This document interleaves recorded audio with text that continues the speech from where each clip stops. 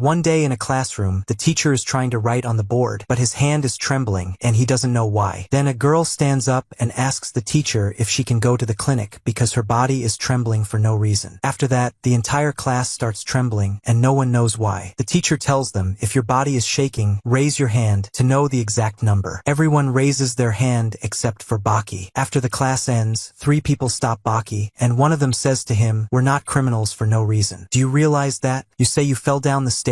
Are these injuries from falling downstairs?" Another criminal says to the one who spoke, "Are you scared, Rio? Your body is shaking." Rio responds, "You're the one whose body is shaking," and a third criminal, whose body is also shaking, stops them. The criminals' bodies are trembling because their cells sense the fear coming from Baki due to his immense strength, which they had never encountered before. He tells them to forget about it. Baki says, "If we're done, I'll leave." One of them calls out to him and asks, "What exactly are you?" Baki responds coldly, "There's nothing about me that interests you, and my matters don't concern you." They all look at him, terrified, their bodies trembling. He tells them, "Focus on your criminal activities, and as long as you don't interfere with my affairs, I won't obstruct yours," and leaves. Outside the school, a limousine pulls up, and a man named Mitsunari Tokugawa steps out. He's responsible for a secret fighting arena, a grand place for martial arts, and he holds great respect for martial artists. At the same time, Baki is walking down the corridor with his teacher, who asks, "What have you done?" Baki replies, "I haven't done anything." The teacher says, "Do you understand the importance of the person who wants to meet you?" Meanwhile, Mitsunari is in the principal's office, and the principal says fearfully, "This is an unexpected visit. I never imagined someone as important as you would visit our school." Baki enters, and Mitsunari is pleased to see him. He says, "Welcome, hero," but Baki replies, "I'm not a hero. What do you want, old man?" The principal and the teacher are shocked and terrified by Baki's tone, but Mitsunari doesn't mind. He tells the principal, "Can you leave us alone for a while?" The principal and teacher leave, and Mitsunari asks Baki, "Has your injury healed?" Baki replies, "The doctor said I can remove the cast in a few days." Baki adds, "And I'm sure you're not here to ask about my injury." Mitsunari smiles and says, "In the coming days, Japan, specifically Tokyo, will witness the arrival of people with immense power." In a prison in America, one of the officers tells the guards, "Be careful and keep a meter away from him. He's a deadly beast that can kill you in an instant." They're transferring a dangerous prisoner, fully shackled. They open a cell with 2 doors and bring him into a room with a noose. The officer greets the warden and says, "I've brought 5 guards, and we've finished transferring the prisoner." The warden says, "Well done," and the prisoner walks to the noose. The officer asks, "Mr. Dorian, do you have any last words?" Dorian replies, "I want to taste defeat." They open the floor beneath him, and he's hanged. The warden orders the officer to bring a doctor to confirm if he's dead. The doctor listens for a heartbeat, and then suddenly Dorian opens his eyes and attacks the guards with incredible speed, breaking their bodies and crushing their skulls. He frees himself from the shackles, and the remaining guards are terrified. He says, "This same scenario happens over and over again. You always offer me a hollow victory with no taste," and walks away. After a while, one of the officers opens the cell door and enters, finding the bodies of the officers and doctor hanging with the words, "I'll meet you in Tokyo, ladies and gentlemen," written on the wall in blood. They declare a state of emergency in America, and Dorian sets off for Tokyo, swimming across the sea. Back with Baki, he's surprised by Mitsunari's words and gets excited about what's to come. Mitsunari says, "The problem is, Dorian isn't the only one coming." One day in a prison in England, the officer says to the prisoner, "What? Your dream is to taste defeat? Are these your final words?" He then asks, "Let me ask you, Doyle, are you saying you consider your end a victory? These are the final moments of your life, and they seem like a defeat to me. There will be a fleeting moment before your death where you'll feel that your dream is coming true." Doyle is strapped to the electric chair, and the officer signals to the doctor to begin the execution. The doctor presses the button, and Doyle starts convulsing, his eye bleeding. The officer orders the doctor to stop, but suddenly Doyle tightens the strap and quickly frees himself. He strikes the 2 guards standing next to each other, crushing their skulls, killing them. He tells the officer, "Draw your gun. I'll let you use your weapon, but I won't even remove the blindfold over my eyes." The officer pulls out his gun, but Doyle quickly punches him in the face, shattering his skull. He steps on the gun, breaking it, and walks away. He heads to the pilot, saying, "I didn't believe what you wrote in your last letter, but you really showed up at the scheduled time. Let's head east." In one night at a prison in Russia, the captain angrily asks the officer, "You're telling me he climbed and escaped from here?" A 100-kilo man climbed the smooth iron walls, 100 meters high. The officer replies, "Sakorski's physical abilities are beyond description. If he hadn't chosen a life of crime, he could have won won countless gold medals. The captain and officers go out to search for him. He says, if he passed the area we're heading to, Garland is definitely in danger. When they reach Garland's house, they find his body shattered, and written on the wall is, I'm going east to taste defeat. On another day, in a level 5 prison under the sea, 200 meters deep in America, a man is preparing to conduct an interview with a prisoner and asks the officer, is this all you need? Ink, pen, lighter, and watch? The officer tells him, sorry, but you'll need to remove your tie pin and cufflinks as well. The man says, I know he's a dangerous criminal, but he's locked in a cell surrounded by bulletproof glass. Plus, did you forget I'm a black belt in karate? The officer shows him a photo of a man whose face is destroyed and says, this is the legal advisor who came to meet Spec 2 years ago. He got close to Spec when he suddenly started vomiting blood. Of course, the bulletproof glass was separating them, but Spec killed him before we could warn him. He managed to grab the legal advisor through the food slot and landed a direct punch. The result is as you see in the picture. The man preparing for the interview gets scared and removes what the officer asked. The officer takes him to the cell, warning him not to get close to the glass and to focus only on his questions while ignoring anything Spec says to provoke him. The officer opens the iron door of the cell and tells him, he's at the end of this hall on the left. Don't walk unless your interview is done. And forget about the black belt. The legal advisor was a national champion in wrestling. Fearfully, the man walks slowly, and when he looks to his left, he's shocked. The officer asks, what's wrong? The man replies, he's not here. The ventilation hatch opens above, and Spec reaches down, grabs the man's head, and yanks it up, smashing it against the glass. He reaches into the man's mouth and pulls out his gold tooth. The officer presses the alarm button, and Spec says, thank you for your hospitality. I'm heading to Tokyo to taste defeat. One of the officers says, it's impossible for him to reach the surface from this depth. He'd need to swim as fast as he can for at least 5 minutes. If he tries, he'll die within 30 seconds. But Spec reaches the surface and thinks, unfortunately, guards, you still don't know much about me, like the fact that I can hold my breath for 5 minutes. At the same time, in a bulletproof, soundproof glass room somewhere in Japan, a prisoner named Ryoko Yanagi stands in front of 2 guards. One says to the other, about 10 men died in an instant, all of them prisoners. But this won't stop him from facing the death penalty. The other asks, how did he kill 10 people alone? Does he practice martial arts? The first guard responds, no, he used poisonous gas. The second guard asks in disbelief, how? He's small and middle-aged. The first guard says, the strange part is that he's only about 160 centimeters tall. The second guard asks, is this glass really enough to stop him? The first guard replies, we got it from the Ministry of Defense. Can even withstand rockets. Ryoko looks at them and asks, I have a question for you. He stands up and approaches them, and they back away in fear. He asks, do you know what the deadliest gas on Earth is? The guard pulls out his gun and warns him, I told you not to move. Ryoko laughs and replies, what's the use of pointing your gun at me when there's bulletproof glass between us? The guard flinches, and Ryoko continues, to me, there's no difference between this and regular window glass. He places his hand on it and presses. The officer shoots, and the glass shatters. Ryoko says, shoot me, but don't forget to remove the safety first. The officer looks at the gun, and suddenly Ryoko appears behind him, crushing his throat and killing the second guard. Back with Mitsunari, he tells Baki, there are 5 prisoners sentenced to death, none of whom are connected, and all of them are coming to Tokyo, leaving behind the same words. Do you realize what that means? That means they're coming to meet you. At the same time, in the park, people are telling each other, that's Rob Robinson, the kickboxer, who's running and training. On his way, he spots someone sitting and throws a newspaper at him. Robinson dodges it, but it still cuts his face. He finds Doyle in front of him and gets nervous, asking, are you challenging me to fight? Don't get any closer. I don't fight amateurs. Doyle approaches, and Robinson grabs him by his clothes, saying, do you want to die? Suddenly, his fingers start bleeding because Doyle has placed sharp blades on the collar of his shirt. Doyle then elbows him in the neck, cutting it with the knife hidden in his elbow. Meanwhile, Ryo and his gang are looking for people to fight Baki. Strong individuals come to show off their skills, and one of them approaches Baki, telling him, we're not backing down just because you told us to leave you alone. I'll say it again, you're coming with me. Baki replies, fine, and with a flex of his arm, breaks the cast and goes with him. When they arrive, They mock him, calling him small-built. One of them pulls out a gun and tells Baki to get on his knees. Baki laughs sarcastically, and another person says, no need to pull out the gun so quickly, pulling out a sword and getting closer to Baki. Baki thinks to himself, he really intends to kill me, then I'll crush his skull. He senses what Baki is about to do, and as soon as he raises the sword, his movement freezes. Baki tells him, you have the courage to slice my body, but you're not ready for your skull to be crushed. Another person throws a weighted object attached to a chain at Baki, but Baki catches it, asking, did you buy this online? He lets go of the weight, telling him, I'll play with you a little. The person gets angry and tries again to hit Baki, but Baki dodges it, getting close and making him hit himself with the weight as he swings it. Another person tries to strike Baki from behind, but Baki elbows him in the stomach and says, you're too slow. He gets angry, pulls out a knife, and tries to outmaneuver Baki, but Baki steals the knife and hands it back to him. Then he looks at the person who brought them and laughs at him. The person aims the gun at Baki, and suddenly Spec appears behind him. Baki is startled and looks at him, and the person holding the gun asks Baki, what will you do now? Baki sarcastically replies, I'm scared, then looks at Spec and says, you're the first of the 5 prisoners sentenced to death coming to Tokyo, right? The person with the gun is confused by what Baki said, looks behind him, sees Spec, and gets startled. He points the gun at Spec, who reaches out his hand and says, give me the weapon. You know it won't work against me. The person hands him the weapon, and Spec slaps his cheek a few times, saying to Baki, I've heard that the world's strongest man is here in Tokyo, and they say he's just a 17-year-old kid named Baki Hanma, which is you. So if I'm going to taste defeat at your hands, shake my hand. When Baki reaches out his hand, Spec grabs it and squeezes it hard, saying, don't disappoint me, please. By the way, he kicks Baki in the face, knocking him to the ground, laughing loudly, and says, goodbye. At the same time, Baki's father, Yujiro Hanma, the strongest man in the world, capable of destroying an entire army with his bare hands, and feared by fighters, politicians, and military leaders, is in his room, listening to the news about Spec. He gets up from his workout position and says, they won't find a solution to this crisis, even after 100 years. Even the federal intelligence will be helpless. At sunset, Ryoko is sitting with someone and says, who would have thought we'd meet again like this? Anyway, I'm glad you took the trouble to visit us, Yanagi. Ryoko replies, you've gotten older and weaker, Shibukawa. If I had known I'd see you like this, I would have killed you back then. It's known that Shibukawa is the founder of the Shibukawa style of combat jujitsu, and despite being over 70 years old and frail, he can defeat anyone with his technique called shared spirit, no matter how strong they are. Shibukawa asks Ryoko, what do you think? Shall we fight? Ryoko laughs and says, martial artists are so naive. If you want to fight, what you need to do is attack without talking. He grabs a kettle of boiling water and throws it at Shibukawa. Shibukawa hesitates, and Ryoko places a needle in front of his eyes, saying, this is your second defeat, or should I say your third. Later that night, in the capital city prison, Spec is thinking to himself, this place is nice, hot meals, clean air. I think I could stay here for a while, but the meals are too small. Meanwhile, the prison commissioner is having a meeting with the officers, saying, this is a new case for us. Don't consider him human. He's unlike any prisoner we've dealt with. Think of him as a super intelligent beast. We need to maintain the reputation of the capital city police department. When we present him in court, I want you to double the security measures. He then enters the bathroom and is shocked to find Spec there. He asks, what are you doing here? Spec replies, I needed to use the bathroom, and I brought some pastries. Feel free to have some. They were in a nearby supermarket. The commissioner gets angry and tries to kick Spec, but Spec grabs his leg and says, you can't meet kindness with rudeness, and forces the pastries into his mouth. The other officers realize that Spec has escaped, and they say, we need to inform the main police headquarters. Suddenly, Spec appears behind them and says, that's rude. You can't enter someone's room without permission. I'm not leaving here. Get out of my cell. Meanwhile, in the supermarket, a customer enters, looking for the shop owner, and finds his body mutilated. The next day, at a karate training facility, Katsumi Orochi, the adopted son of Dobu Orochi, the founder of the Shinshinkai karate style, is fighting against Keo Ritsu, a genius who is said to be the best in the history of Chinese Kempo. He was on the verge of defeating Baki in the Ultimate Fighting Championship, but suffered a major defeat. Ritsu attacks Katsumi's arm, and Katsumi jumps, landing on his hand, then jumps again, aiming a punch at Ritsu. Ritsu blocks the punch with his leg and kicks him toward the wall. Katsumi stands on the wall, then jumps again toward Ritsu, but Ritsu evades the strike and kicks him in the face. Katsumi blocks the kick with his hand, and they stop fighting. Suddenly, Katsumi starts bleeding from his nose and says to the onlookers, I know this isn't new information to you, but I faced him before, and he defeated me with a single strike. My father, Dobu, said that if modern karate can't keep up with the ancient Chinese Kempo techniques, then there's no point point in studying it. He stopped training and abandoned the Shin-Shin-Kai style, but I follow a different approach to practicing karate. We'll replicate what we can from the 4,000-year-old history of Chinese martial arts and create a modern version of Shin-Shin-Kai. That's why I allowed Ritsu to come here. Suddenly, Dorian enters and says, I want to meet Mr. Dobu Orochi. Katsumi tells Dorian, I don't mind, but at least take off your shoes. Dorian removes his shoes and says, my sincerest apologies, then suddenly throws his shoe toward him. Katsumi tries to catch it but gets kicked directly in the face instead. He flips over and lands on his feet. Dorian approaches him, places his hand on his shoulder, and says, I'm sorry, are you okay? Suddenly, Dorian pokes his fingers into Katsumi's eyes, removes his belt, and ties it around his neck, lifting him up. Katsumi kicks him in the face, then knees him in the forehead, and Dorian falls to the ground. Dorian pulls a piece of wood from the floor and throws it at Katsumi's neck, causing him to bleed heavily. Dorian hears the students calling Master Orochi, and he says, now I understand. This boy's master is Dobu Orochi. I hope to meet him. Dorian walks away, and Ritsu stops him, saying, you think you can just walk away? Suddenly, they find Dorian crying and thanking them. He quickly grabs a strand of hair, blows it hard in Ritsu's direction, and before it reaches his eye, he catches himself, flips over, and lands on his hand, delivering a double kick to Ritsu. Dorian blocks it, laughs, and says, that was a good fight. You're a skilled warrior. Ritsu replies, the fight isn't over yet. Dorian pulls out a bottle of alcohol and a lighter, pours the alcohol into his mouth, lights it on fire, and disappears. Ritsu gets angry and punches the air, extinguishing the flame. Meanwhile, the physical fitness test begins at the school, and the entire class complains about the test. Baki, with a look of indifference on his face, says to himself, if I think about it, this is my first time in a physical fitness test. They start with the running test. The coach tells them to get ready, and everyone assumes the ready position in unison. Baki hesitates and does the same, and when the coach signals the start, they all run except for Baki, who stands still, surprised. The coach calls out to him, start running. Baki makes a hole in the ground from the force of his launch, but lifts off the ground, almost falling. He lands standing, and the entire class is shocked and amazed at the hole he made with his foot. They begin the long-distance throwing test. When Baki tries to throw the ball, it hits the ground and bounces to a very high height, and everyone is amazed. The coach tells him, that's the worst throw I've ever seen. Next is the high jump test. Baki jumps with great force, but ends up jumping over the entire track. The coach is very angry, telling him, I can't measure your jump if you don't land in the track. However, his classmates are impressed because it's unnatural for someone to jump over the entire track without even running beforehand. They start the pull-up test. Baki does 15 pull-ups quickly, and no one notices. The coach asks, who told you to stop? Baki responds, I'm done, and the coach doesn't believe him, telling him, do it again. Baki lifts his body with all his strength, breaking the bar. The coach gets angry and says, what's wrong with you? Breaking the bar, jumping over the track, and digging a hole in the ground? You haven't passed a single test yet. Next is the 1,500-meter race. Baki asks the coach, what's the world record for the 1,500 meters? The coach replies, 3 minutes and 26 seconds. Are you going to try to beat it? Baki asks, if I beat it, will you give me a passing grade for all the fitness tests? Everyone gets excited, and the coach says, not just that, you'll get full marks in all subjects. Baki takes off his clothes, and everyone is amazed by his muscles. He warms up, ties his arms and legs, and the coach signals the start. Baki runs at full speed, and the coach says, what, did I miscalculate the timing? That's the world record for 400 meters. Baki continues running fast, and the coach, confused, thinks to himself, if this timing is correct, then he's broken the 800-meter world record. Suddenly, after crossing the 1,000-meter mark, Baki starts feeling muscle cramps because he's been training for strength, not speed. He begins to feel as if he's running with a heavy weight attached to him, and by the end,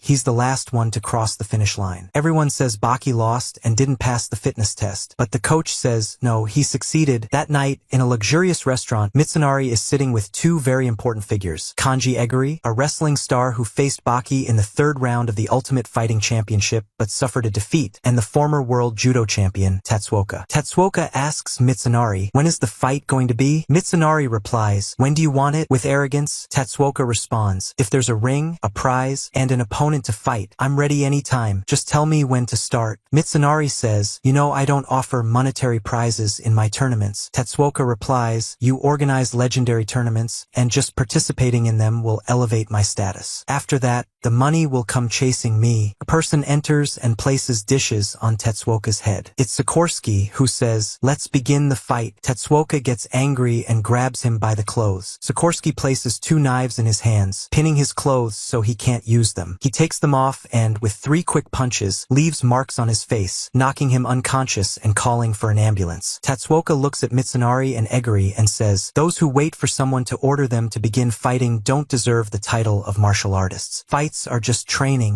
nothing more. It will always remain training, no matter how many times it happens." Mitsunari says, "All the fighters are here, you're Sakorski, right?" Sakorski responds, "We'll talk elsewhere." They leave, taking Tatsuoka to the ambulance. Suddenly, Egiri throws a punch at Sakorski, but Sakorski blocks it with a piece of glass, breaking it in his hand. Egiri tries to attack again, and Sakorski throws the broken glass at his face, punching him in the chin. Egiri struggles to get up from the ground and looks at Sakorski, saying, "You won't forget this encounter," but suddenly, he receives 2 powerful kicks to the face and 3 punches, leaving marks on his face like Tatsuoka. Mitsunari looks at Sakorski with fear and amazement. Sakorski says, "Professional wrestlers become weak in the absence of crowds and the sound of the ring bell." He then gets into a limousine with Mitsunari, and they drive off. At the same time, Spec escapes from the capital city prison, leaving behind a note saying, "I'll be back soon." Mitsunari and Sakorski arrive at the ring, where Spec, Dorian, Ryoko, and Doyle are waiting. Sakorski asks Mitsunari, "Did you ask for them?" Mitsunari responds, "No, what brought them here is the amount of blood in this ring, and their blood running through their veins." He welcomes them and says, "First, I have a question. What brings you here?" Dorian replies, "What gives you the right to ask us that?" Mitsunari answers, "I own this ring." Dorian says, "I see, so we're intruders, and you force us to answer your question." Mitsunari gets nervous and says, "I'd like to hear your answers, please." Sakorski replies, "You brought me here, or rather, I accepted your invitation." Dorian says, "I'm looking for a place to bring peace to my soul." Spec says, "I think the scent of this place drew me in." Ryoko says, "Here in Japan, everyone who loves fighting knows this place." Doyle says, "I came here to find warriors, not just competitors. I followed my instincts and ended up here." Mitsunari says, "Impressive. You all have extraordinary genes, and as a reward, I'll give you the gift of defeat." Spec laughs and says, "No need for a gift from you. We have enough beautiful gifts here." They all look at each other, and Mitsunari becomes tense, starting to feel a strange energy in the place. He says, "Please stop." Suddenly, they hear Baki's voice as he enters, saying, "Can we wrap this up and finish what you want from me? I have school tomorrow." Behind him, Dobu Orochi appears, asking, "What do you want? You sent someone to bring me here?" Mitsunari smiles, and Dobu says, "I brought these with me, just like you asked." Dobu Orochi, the founder of the Shin Kai karate style and known as the war leader, no longer follows the Shin Kai style. He is accompanied by Kaoru Hanma, who became the leader of the Hanma Yakuza gang at the age of 15 and is considered the best street fighter in Japan with his unarmed combat style. Alongside them is Shibukawa. They all stand together, and Mitsunari says, "Not long ago, 38 fighters gathered for a combat tournament held in this ring. Among all the tournaments that have been held, this one was the most competitive and advanced. The winner of this tournament was Baki Hanma, who is 17 years old, but even so, there's something on my mind. Sakorski, you said yourself that a fight is just training for the real fight, right? The 5 people I've brought aren't chosen based on the number of wins they have in fights. I chose them because of their true abilities that prepare them for real combat. We can't predict the time and place of a real fight in our daily lives, so I chose these 5 because they fit this type of combat. And as I've heard, you all want to taste defeat. Each fighter among these 5 can fulfill your wish." Dobu asks, "What do you think? Shall we start now?" Mitsunari smiles and says, "The rules are..." But Shibukawa interrupts, saying, "The rules don't matter. One of our group will target one of your group. We won't set locations, times, or any rules, and it doesn't matter if the fight happens during eating or sleeping. This means we've already begun." Baki says, "I'm leaving. I have to wake up early tomorrow," and Mitsunari ends the meeting as they all leave. Later, Ritsu, Dorian, and Dobu meet on the street that night. Dorian says, "No problem, we can start here." Dobu removes the bag he's carrying, throws it in Dorian's face, kicks him in the face, and says to Ritsu, "Sorry, I beat you to it." Suddenly, Dorian pulls out a lighter and blows fire at Dobu, but Dobu performs a spinning motion with his hand and blocks the fire. At the same time, Egiri appears in front of Sakorski, walking, and says, "Thank you for our previous encounter. You were great with your punches." Sakorski asks, "What do you want me to do? Punch you again?" Suddenly, 2 people appear behind Sakorski, and one says, "Is this the guy who scarred your face, boss?" They ask Sakorski, "Are you a death row inmate?" This must be a joke, and get closer to Sakorski. One of them knees him and punches him, while the second one grabs him by the ear and punches him again. They say, "He's weak," and Sakorski falls to the ground. ground. Eguri says to him, "Was your life's goal to taste defeat? Seems like you've achieved it easily," as they place tape on his mouth. They tell their boss, "We'll move him to our training hall. We can boil his body or burn it. It's up to you." Sakorski smiles maliciously. At the same time, Dorian wraps wire around Dobu's arm and cuts it, saying, "Humanity has long sought evolution, and the result has been the inventions we have today. The purpose of this wire is so thin that it's almost impossible to see and so strong that cutting it is nearly impossible. We criminals made secret deals with scientists to learn the latest information on thin, strong wires, paying tens of thousands of dollars per meter. It's used in bulletproof vests and spacesuits." Dobu thinks to himself, "Of course, he wrapped it around my arm while I kicked him. That's why he allowed me to strike him." Dobu gets angry and says, "I guess martial artists need to study science as well." Dorian responds, "That's the right move. By applying pressure to the artery in the upper part of your arm, you stopped the bleeding. Do you still want to continue?" The great martial arts master. Dobu replies, "In the past, we trained rigorously with the spear hand punch. We would stretch our fingers and strike bamboo sticks. It was very painful, and I don't even remember how many times my fingers broke or dislocated. I wished I didn't have fingers so I could strike however I wanted." He then delivers a powerful punch to Dorian's face with his severed hand, saying, "My wish has been fulfilled." Dorian looks around and realizes they've disappeared. The next day, in Eguri's hall, they've tied Sakorski to the ropes in the ring, which would break the bones of any normal person tied to them. Eguri pulls out his gun and shoots 5 times, saying, "How long will you keep pretending?" Sakorski gets up, and Eguri says, "I figured you were wearing a bulletproof suit." Sakorski blows hard, removing the tape from his mouth and sending it toward one of Eguri's followers, which sticks to his eye. He then punches him several times, leaving marks on his face, and begins to bleed from his neck. Another person enters and tries to kick Sakorski, but he dodges it and kicks him in the leg, breaking it. Eguri raises his hand and says, "I surrender, you won," before falling to the ground. He says, "Please let me walk." When he raises his head, he's shocked to see Sakorski lying on the ground, saying, "You don't care about anyone but yourself, do you? You never cared about avenging your injured followers." Sakorski leaps onto Eguri, kicks him in the face, and approaches him. Eguri tries to escape, but Sakorski picks up one of the weights from the floor, holding it like a hammer, and strikes him with it. Then he picks up smaller weights and throws them at him, thinking he's dead. When he approaches, Eguri suddenly gets up, and Sakorski punches him in the throat, making him bleed to death. The next day, Baki is walking with Koji Matsumoto, the owner of his house and his classmate. On their way, they're confronted by 4 individuals who try to harass them. One of them places his hand on Baki's shoulder from behind, and another pulls out a knife, saying, "Give us what's in your wallet." Baki gives them a terrifying look, and they get scared. He says, "We'll continue our path. Any objections?" They clear the way for them, and they enjoy their time together. Later that night, on their way home, Spec is watching them from a distance. Suddenly, Spec appears in front of Baki, who gives him a terrifying look. Spec is frightened but tries to attack, but Kaoru appears and pushes him away. Spec says, "You look young, but you're the one who resembles us the most out of the other 5 fighters. By the way," he kicks Kaoru in the face, causing his nose to bleed. Kaoru removes his shoe and tears off his clothes. Spec charges at him, picks up a rock from the ground, and hits him in the face with it. He then grabs his shoe from the ground and strikes him in the face again. Holding his head, Spec runs and slams him into a streetlight. Meanwhile, 2 people are fighting in the street, both holding knives. Chiharu Shiba, the leader of a motorcycle gang and a street fighter who isn't a professional, but won the 2nd round of the Ultimate Fighting Championship through sheer determination and considers Hama his idol, appears. He says to the fighters, "Put those knives away. There's one unchanging rule throughout time. Real men fight with their bare hands." Back to Spec, he grabs a heavy wooden bench from the public seating, lifts it, and slams it down on Kaoru, who takes a defensive stance and doesn't flinch. Spec says, "You're awake, kid? Is this your fighting stance? Are you going to gather your strength in one strike?" He clenches his fists and adopts the same stance as Kaoru, saying, "You surprised me. We're both in the same stance. I've heard of a legendary karate master in Japan known as the Great Hand, but I'm no legend." At the same time, in America, one of the officers on duty notices a cover on the Statue of Liberty. When he removes it, he finds signs of impacts from fists, and the statue begins to crack, threatening to collapse. He immediately reports to headquarters, and Navy soldiers arrive, wrapping the statue with strong ropes to prevent it from falling. Back to Spec, he says to Kaoru, "It's time for my continuous breath-holding attack," and charges at him with incredibly fast strikes, not giving Kaoru a chance to respond. The continuous breath-holding attack surpasses the anaerobic exercises practiced by professional athletes, like runners training to control their breathing due to the lack of oxygen during a run, and boxers who take short breaths while delivering rapid rapid, consecutive punches. If they take a deep breath, it gives the opponent a chance to counterattack. But Spec can move continuously without taking a single breath for 5 minutes, and his continuous breath-holding attack doesn't allow the opponent to strike for even a moment. He unleashes a barrage of strikes without stopping until the opponent collapses lifeless. He pushes Kaoru to a tree and continues to strike until Kaoru punches him in the face with a single blow that sends him flying. At the same time, in the capital city police department, one of the officers says to the inspector and the other officers, "You see here the full protective gear designated for the anti-terrorism unit. This unit consists of 20 specially chosen soldiers, all over 178 centimeters tall and weighing 80 kilograms or more. If any soldier weighs less than 80 kilograms, they are sent back to their original unit. Their helmets are made of polymer materials reinforced with fibers, weighing a third of regular helmets but with 5 times the durability. They've undergone intensive testing and passed. They wear face shields reinforced with acrylic, passing bullet resistance tests, offering protection from frontal attacks and impacts. They also wear neck collars that prevent head shaking during a blow. Full protection gear covers their hands, legs, and vital body parts. They're armed with grenades that shoot 6 steel balls in succession, each weighing 800 grams. The inspector says, "Enough. The problem is that, in reality, even with 6 of these soldiers, we couldn't control a single prisoner. This is the 3rd time he's escaped, and he walks back as if he's living in his own home. Our center is supposed to be one of the best police stations in the world. Show me how the anti-terrorism unit, which prides itself on handling Spec, performed." He shows a recorded video of 2 soldiers attacking Spec. Their attacks don't affect him, and he breaks one's neck. The other soldier fires the steel grenades at his face, but Spec is unaffected and crushes his skull, even with the helmet on. The remaining soldiers fire grenades at him, and he eliminates them all. Meanwhile, Spec tries to stay standing, bleeding from his nose from the impact of the punch. Kaoru approaches and delivers another punch that knocks him to the ground. Kaoru picks him up and asks, "Are you done?" Spec asks, "Do you still have energy left?" Kaoru punches him again, sending him flying, then gets closer and asks the same question, hitting him again. He repeats this until Spec says, "Please, enough." Suddenly, 5 bullets are placed in Spec's mouth, and he clenches his teeth, causing them to explode in his mouth. Baki hears the sound of gunshots because he is nearby. Kaoru, whose face is battered, asks Spec, "Are you done?" Spec, frightened, tries to punch him, but Kaoru beats him to it with a powerful punch that sends him flying into a streetlight, electrocuting him. Kaoru collapses and loses consciousness. Suddenly, one of the officers runs to the commissioner and says, "Spec is here." The commissioner asks, "He's back?" The officer replies, "Not exactly." The commissioner finds Kaoru standing, holding him by the clothes, and Kaoru says, "Take him. This is a gift from me. I'm going home." The commissioner asks, "Don't you need medical attention? We'll give you special treatment." Kaoru doesn't respond. Instead, he turns his back on him. The commissioner orders one of the officers to drive Kaoru home. When they step outside, the commissioner says to Kaoru, "We owe you." Kaoru gets in the car, and the officer tries to drive, but the car won't move because Spec is holding it and starting to flip it. Kaoru tries to get out of the car, but Spec steps on him and hits him with a metal bar in the jaw. Kaoru tries to crawl and barely gets up, looking at Spec with anger. He's about to punch him when Spec shoots him in the knee, causing him to fall. Spec approaches him, kicks him, and continues shooting him. He grabs Kaoru's hand, lifts him slightly off the ground, and stomps on his head, crushing it. Spec lowers him and puts the gun in his mouth. Kaoru remembers someone and changes the direction of the gun to his torn cheek, and the bullet exits from his mouth. He grabs Spec's leg, pulling him to the ground, then slams his fist into Spec's face and continues to punch him until suddenly, Spec covers his eyes with his hand, throws a flashbang grenade to blind Kaoru and immobilize him. However, it doesn't affect Kaoru as expected, although it weakens his sight, causing him to miss his punch. Spec leaps on his back, binds him, and tries to strangle him, but Kaoru grabs his arm and tears it off. Spec is stunned as Kaoru tears part of his thigh, causing him to scream in pain. Suddenly, Spec forces his finger into Kaoru's ear, choking him until his finger comes out, and Spec loses consciousness. The next day, at the Capitol Police Hospital, the doctor stands in front of Spec, whose body has become frail. The doctor says, "How do I explain this? He looked like he was 50 when he arrived at the hospital, but in reality, he's 97. His physical appearance deteriorated in just a few days. In less than a week, his body's appearance changed, matching his real age." We then go back in time to 1976, on the California coast, where treasure hunter Jack Lee Beyond discovers a sunken ship he had been searching for 30 years. The ship, called Sun Crane, sank in 1844, and it was a British vessel. It had 200 crates of gold, silver, jewels, and antiques worth 700 billion yen. After 14 days, Beyond dies, and everyone assumes it's a murder due to the sudden death of someone who found such a big treasure. However, the medical team announced that the cause of death was old age. Everyone was shocked. Even his wife, who had lived with him for 20 years, couldn't believe it until they discovered from his ID that the man who looked like he was in his mid-40s was actually 88 years old. The doctor tells the intern this wasn't mentioned in any official records. We can't judge Spec's condition based on that. We can say that when he achieved the dream he had long awaited, his will weakened, which had been the reason he clung to life. Back to Baki's class, the teacher holds Baki's exam paper and says, "You've only written your name. You must be very confident. I heard from Coach Nakamura that you got a perfect score in the physical fitness test. Why don't you leave school and focus on the Olympics?" He asks Baki, "Do you know what power was used to build this school?" He strikes him on the head and says, "The power here. Do you know, Baki? The whole world is run by brain power, not muscle power. No matter how fast you run, you won't be faster than a motorcycle. And no matter how high you jump, you won't fly like an airplane." Baki responds, "But I know people who can defeat wild beasts." The teacher mocks him and says, "Where are these people? I don't know anyone in our area with that kind of power. Are you talking about your father?" He laughs along with the class, then moves toward the window, saying, for example, if someone ran at full speed from the end of this field and jumped, they wouldn't reach this classroom on the second floor. Suddenly, Doyle jumps through the window, breaking it and entering the class, shocking everyone. Doyle says to Baki, "I saw you from the field, and the teacher's giving you a lecture. I didn't want to waste time, so I jumped instead." The teacher, trembling with fear, says, "Excuse me," but Doyle knocks him out of the way and says to Baki, "I apologize for my rudeness." Baki starts crying and says, "I'm sorry." Doyle is startled, but suddenly Baki kicks the desk with his leg and strikes Doyle in the face. Doyle says to Baki, "You made me really happy. Even though you're young, you know the difference between fighting in the ring and outside it." He picks up a sharp object and holds it. Baki looks at him and heads toward the window, opening it and jumping out. Doyle rushes to the window but finds Baki gone. Baki thinks to himself, "I can't believe he came to the school. If they found out, it would put everyone in danger, and they'd be shocked by the truth." On his way, Baki encounters an older man cutting trees and greets him. Suddenly, he feels something coming toward him and dodges it, realizing it's a sickle. He turns around and sees Ryoko, who quickly swings two sickles attached to ropes at high speed. Baki gets tense, thinking, "I can't see the sickles," but suddenly, Ryoko strikes the ground, and a rock is thrown at Baki, which he dodges. Ryoko throws the first sickle at him, and Baki leaps away from it. The second sickle comes at him, and with difficulty, Baki avoids it. Ryoko says, "You have sharp eyes. With weapons attached to ropes or chains, the end moves too quickly for the naked eye to track, but the weapon's movements depend on the user's hand movements." Baki responds, "You can predict the path of the weapon by observing the user's movements." Ryoko releases one sickle and throws it at Baki, saying, "Let's play a bit." He begins spinning the sickle in his hand, and Baki notices its speed increasing. Suddenly, Ryoko closes in on Baki, throwing the sickle at him. Baki blocks it with his own sickle, and it breaks. Ryoko continues attacking with his sickle, and Baki dodges the blows, getting more anxious. Eventually, Baki retreats and removes his shirt as Ryoko throws the sickle, hitting the shirt, which Baki takes off. Suddenly, Shibukawa appears behind Ryoko and calls his name. Ryoko turns around and sees a kettle thrown toward him. He remembers when boiling water was thrown at him, but this time it's cold, and he gets angry. He strikes Shibukawa with the kettle, but Shibukawa ducks and delivers a blow to his chin, knocking him to the ground. Baki is stunned by Shibukawa's moves, and Shibukawa says to Ryoko, "You managed to get into a defensive stance at the last moment." Suddenly, Ryoko leaps at Shibukawa, breaking his glasses, and Shibukawa's hand starts bleeding. Baki stands shocked and asks, "What just happened?" Shibukawa says to Ryoko, "We're in a school, and it's unacceptable for you to bring hidden weapons here." Ryoko replies, "This is a hidden Indian weapon called the Tiger Claw." Shibukawa says, "You're acting rudely. Don't you see we're two here?" He throws his blood at his eyes and pounces, telling Baki, "Cooperate with me." Ryoko attempts to punch Shibukawa, but Shibukawa directs him toward Baki, and Baki strikes him with a knee. Ryoko gets up, and Baki leaps at him with a punch, but Ryoko dodges it. Baki tries to kick him, and Ryoko places his foot on Baki's knee, sending him flying. Ryoko flips and lands on his feet. Shibukawa binds Ryoko from behind and says, "This is your chance." Ryoko quickly kicks Baki in the face, knocking him down, and leaps to free himself from Shibukawa's hold. Shibukawa then says to Baki, "This guy's specialty isn't using sickles or hidden weapons. His title is Yanagi the Poisoner, and he uses a technique called the Void." Ryoko removes the weapon from his hand and asks Baki, "Let me ask you a question. Do you know what the most toxic gas on Earth is?" Shibukawa warns Baki, "Never let your guard down, as Ryoko moves closer and says, sarin and carbon monoxide are certainly toxic gases. Hydrogen cyanide is deadly. Baki is shocked and thinks, is this a fight? He's completely relaxed. Ryoko slowly approaches Baki and continues, when a person is exposed to these gases, they suffer from severe coughing, dizziness, and slowly die. As Ryoko reaches Baki, Shibukawa says, attack him quickly, but Ryoko beats him to it, pressing his hand on Baki's nose. At the same time, in the hospital, the doctor tells the assistant, I heard he suffered nerve damage due to a lack of oxygen. The assistant replies, that happened during a fight in prison. They open his room, and as the doctor enters, he says, his body is massive. The assistant responds, he's a former sumo wrestler named Kita Erisher. The doctor asks in surprise, you said he was defeated in a fight? The assistant says, the report says the inmate he fought wasn't even a third of his size. The doctor tries to inject him, but the needle doesn't penetrate his skin. A mosquito flies in front of them, and the assistant kills it. When Kita hears the sound of his hand, he panics, terrified because it's the same sound as Ryoko's hand when he placed it on his nose. Back with Baki, he collapses to the ground, losing consciousness. Ryoko says, the answer is oxygen, and this is the void technique. The toxic gas that earned me the title of Yanagi the Poisoner is the gas we breathe in constantly. He tells Shibukawa he won't be able to get up for at least half a day. Even a knockout punch in boxing doesn't have this effect. Shibukawa watches Baki and thinks to himself, I can't grasp what's happening. His fighting style completely contradicts the principles of martial arts. Ryoko says to Shibukawa, it's my duty to explain it to you. Consider it a gift you take with you when you leave this world. He explains, the air around us contains 21% oxygen, and as this percentage drops, the body's ability to function properly decreases. Symptoms like dizziness, coldness, nausea, and fainting appear when oxygen levels fall below 15%. Since this happens gradually and doesn't have an immediate effect, it's useless in combat. The optimal number is 6%. If oxygen levels drop below that, even one breath will lead to unconsciousness. I used air with less than 6% oxygen and kept it in the palm of my hand. I've tested it on glass, wood, and cement, training with various materials, and eventually, I mastered the void technique with my hands. Like this, he goes to a wall, places his hands on it, and destroys it. He continues, fortunately, I was in prison, so I could experiment on many people and perfect its use. Suddenly, he hears the sound of the police and runs, stepping on Baki as he passes, waking him up. Shibukawa says to Baki, you lost. That night, Mitsunari gathers them and says, to put it simply, you were defeated and it was 2 against 1. When a professional martial artist fights in a public space, they're often embarrassed by being defeated by an amateur. But this usually happens to athletes who rely on the rules of their sport, considering themselves fighters but not true martial artists. However, the fighters in our secret ring are the best in the world at unarmed combat, and you're at the top of them, Baki. Have you become like those pampered athletes who don't belong in our ring? Mitsunari laughs derisively, and Baki looks down, clearly upset. Kaoru gets angry, grabs Mitsunari by his clothes, and says, we won't benefit from you talking about things we already know, then punches Mitsunari in the nose. Everyone is shocked. Mitsunari yells, let go of me, you fool, and starts crying. I feel the most sorrow about what happened. Kaoru lets him go, and Mitsunari says, I was the most convinced that the fighters in the secret fighting ring were the strongest. Baki, Dobu, Hanma, Shibukawa, Ritsu, I've believed in your abilities more than anyone else. You can't even imagine how disappointed I am. Baki stands up and walks toward the door. Mitsunari asks, where are you going? Baki replies, I'm sorry, you're right about everything you said. As he opens the door, he's surprised to find Dorian standing there, holding a container. Mitsunari asks, where are my guards? Dorian replies, you mean the useless ones? And says they're all dead outside. He lights a fire and asks them, do you like gasoline? Kaoru appears behind him and says, I've been looking for you. He punches his hand, knocking the lighter away, picks it up, kicks the container, spilling gasoline on him, and asks, do you like gasoline? Dorian backs off and Kaoru kicks his leg, knocking him down, then sits on top of him. Thanks for the last time, Kaoru says. Dorian thinks to himself, he's completely different now, and Kaoru says, I've learned a lot from you. I didn't know the difference between a match and a real fight. I was a karate player, not a fighter. You taught me that, and I want to thank you. He turns off the lighter and heads toward the door, saying, if I light a fire here, I won't be a karate fighter anymore. Suddenly, he stops and says, and I don't care. He throws the lighter at Dorian. He looks at his father, Dobu, and asks, am I wrong? Dobu replies, no, a martial artist doesn't seek to defeat the enemy with skill but seeks victory, even if it means using shameful methods. Kaoru says, I think you still have something to say, and Dobu responds, you can't bring weapons into a fight, because karate fighters always train to attack unexpectedly, and we're already armed. That's why we can't bring any weapons. We might carry a bag by chance or wear a belt, or our opponent may have a weapon, and those are the only things we're allowed to use. Anything else is prohibited, even sand or a pencil. If you bring a weapon, you're abandoning your pride as a martial artist. Then Dobu asks, by the way, what should we do with this grilled meat? I think we should call the ambulance because it's in critical condition. Ritsu notices something strange, and suddenly Dorian stands up and asks, will my opponent be Dobu or Ritsu? Dobu replies, of course, I have to settle my score with him. Keiru interrupts and says, wait a moment, my master wants to participate, and enters Kayasumi Kato. It's been a long time, Kato says. Kato is a karate fighter who follows the Shin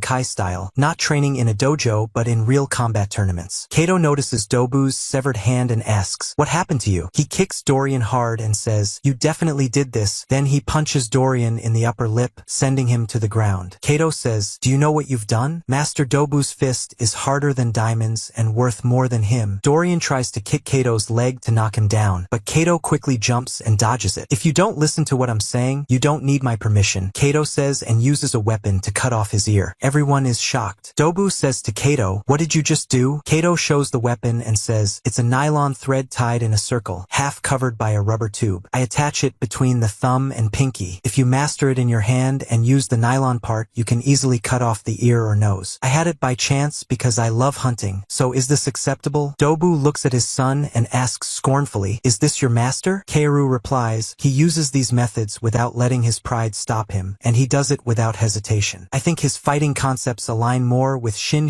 Kai than yours, father. Dobu says, this is a good opportunity for you both to learn. He kicks Dorian hard while holding his severed ear and looks at it in shock. Keiru thinks, an unexpected attack on a defeated opponent. I can't believe you allowed yourself to do this, father. Suddenly, a thread from Dorian's weapon wraps around Keiru and Kato. Dorian pulls out his device from his shoe, tightening the threads to apply pressure and try to kill them. Dobu leaps and cuts it with his bare hand. Dorian is shocked by what happened. Dobu asks, understand? As you can see, karate turns our hands and feet into weapons, because we undergo extremely harsh training for long periods with an impossible persistence that people like you can't comprehend. Our fists initially are blunt weapons, but over time, they gain sharpness until they eventually become a very sharp blade. He looks at Kato and Keiru and says, the meaning of karate has changed from Chinese hand to empty hand. This means soon you won't need to use nylon thread anymore. Suddenly, Dorian spits a bomb from his mouth, destroying the place. Later, Mitsunari tells the police, someone threw me out before the explosion. They ask him, where's the attacker and the others who were with you? He replies, that's what I want to know too. I didn't find anyone when I regained consciousness. Meanwhile, Dorian walks down a dark alley and opens a manhole, checking if anyone is watching. He climbs down into his secret underground hideout. Suddenly, he hears a sound and turns to find Kato, who says, I found you. I can tell from your look that you knew someone was following you. You've disappointed me. Dorian responds, it's impossible for you to fulfill my wish. Kato gets angry and says, you should expect more from me. But how did you find this perfect hideout? Dorian replies, I've been using this place for 50 years. Kato is surprised and asks, the war? Dorian continues, this place was a Japanese military facility, later used by the American Army after the war. Kato says, since you have more life experience than me, I must give you a gift. He kicks Dorian, but Dorian dodges and quickly strikes him hard, sending him flying. Kato gets up with difficulty and says, Chinese Kempo? Dorian begins breaking glass bottles on the ground, saying, if you think you've seen the true level of my abilities in Mitsunari's house, I feel sorry for you. He opens a container, dips both hands into it, and says, this is lard. He presses his hand on the broken glass to stick it to his hand, saying, if I fought you all as professional fighters,